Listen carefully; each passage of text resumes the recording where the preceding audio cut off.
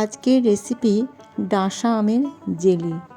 আমার এই ছোট্ট চ্যানেলটিতে সকলের জন্য থাকলো স্বাগত ও ভালোবাসা। পুরো রেসিপিটা দেখার জন্য অনুরোধ থাকলো, অবশ্যই তোমাদের ভালো লাগবে। প্রথমে আমি আমগুলোকে ভালো করে ছাড়িয়ে নিয়েছি, খোসাগুলো আর ছোট্ট ছোট্ট করে কেটে নিয়েছি। তবে অবশ্যই ভেতরে যে বীজটা আছে ওটা একবারে ভালো করে বাদ দিয়ে দেবে। আমগুলো ছোট করে কেটে নিয়েছি, ভালো করে ধুয়ে নিয়েছি। এরপর আমি একটা কড়াই বসিয়ে দেব আমগুলো শুদ্ধ নিয়ে। কড়াই বসিয়ে দিয়ে পরিমাণ মতো জলটা দেবো। জলের পরিমাণ বেশি দেবে না, একটু বুঝে দেবে, কারণ জল জল হয়ে যাবে। এটা সহজ পদ্ধতিতে করছি।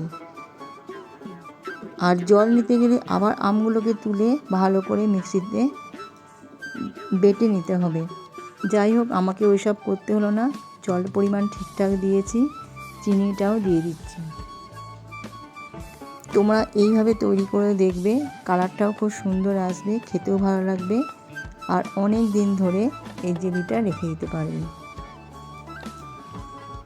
ভালো করে এটাকে নাড়িয়ে চাড়িয়ে নিচ্ছি, দেখবে পুরো একবারে কালারটা চেঞ্জ হয়ে যাবে আস্তে আস্তে। চেঞ্জটা অনেকটাই হয়ে গেছে। আরও একটু চিনি দিয়ে দিচ্ছি, এই কারণেই ভীষণ টক ছিল বলে আর একটু চিনি দিলাম। ভালো করে নাড়াচাড়া করে নেওয়ার পরে আমাকে কীভাবে বুঝবো আমার এই জেলিটা তৈরি হয়ে গেছে? সেই জন্য এই জেলিটা একটু নিয়ে দেখব। প্রথমে একটা পাত্রের মধ্যে আমি একটু নিয়ে নেব। 3 মিনিট পর এটাকে দেখবো এটা সেট হয়েছে নাকি। ডিশের মধ্যে মনে হচ্ছে হয়ে গেছে, তবুও তোমাদের দেখিয়ে দিচ্ছি। দেখেছো পুরো সেট হয়ে গেছে, পড়ছে না। বুঝে নিলাম আমার জেলিটা পুরো তৈরি।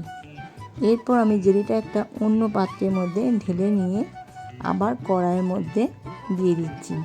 সাথে অবশ্যই একটু হলুদ দিয়ে দিয়েছি সুন্দর কালারের জন্য আরও।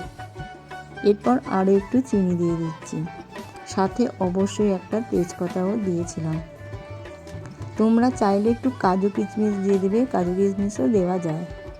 এরপর ভালো করে এটাকে নেড়ে চেড়ে নামিয়ে নেব।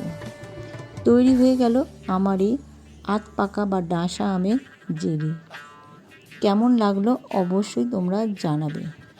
আর যদি ভালো লাগে অবশ্যই তোমরা কমেন্ট করবে, আর লাইক ও শেয়ার করে দিও ভিডিওটাকে। যারা এখনও চ্যানেলটাকে সাবস্ক্রাইব করোনি, চ্যানেলটাকে অবশ্যই সাবস্ক্রাইব করে দিয়ে পাশে থেকো।